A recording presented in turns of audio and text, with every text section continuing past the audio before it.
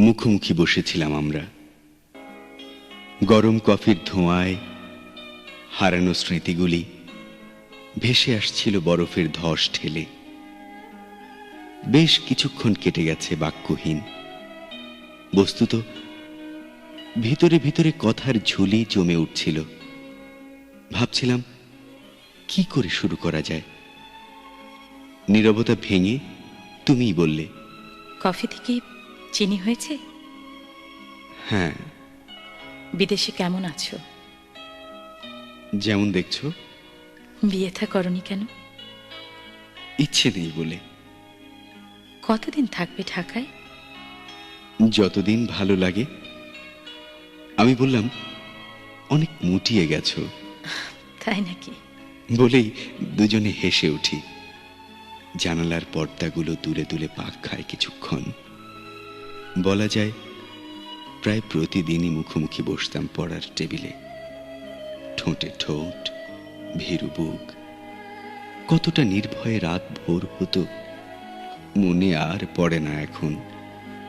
মনে পড়ে সাদা জোছনায় ঘুরেছিলাম অনেক, ছোট্ট নায়ে ক্ষুব্ধ নদীর উজানে।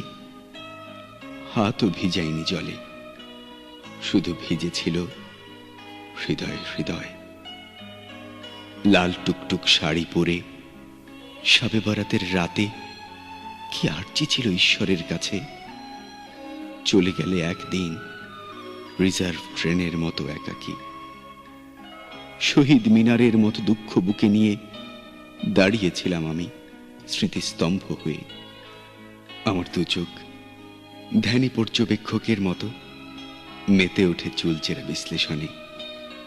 কপালে তোমার চিকন সুতার মতো বয়সী সুখের ভাঁজ, মেকআপবিহীন অমসৃণ গাল, ক্লান্ত দু চোখ, ব্রণের মরে যাওয়া দাগ, নুয়ে পড়া স্তন, স্থূল বাহু। না, কোথাও কোনো দুঃখ নেই। প্রাচুর্য তোমাকে ঈর্ষা করে। তুমি মুঠো মুঠো নিতে পারো, দিতে পারো যখন যেমন ইচ্ছে। বেশ ভালো আছো তাই না? কিছুই বললে না তুমি। নিজেকে আড়াল করে নিলে সহসা। ভাবছিলে কি জোছনার নদী, লাল টুকটুক শাড়ি, শবে বরাতের রাত, পড়ার টেবিল। সোফা ছেড়ে উঠি ধীর পায়ে। বলি, তবে আসি। হাত নেড়ে বিদায় জানালে। চোখে জল টলমল। কাঁপা ঠোঁটে বললে, আবার এসো।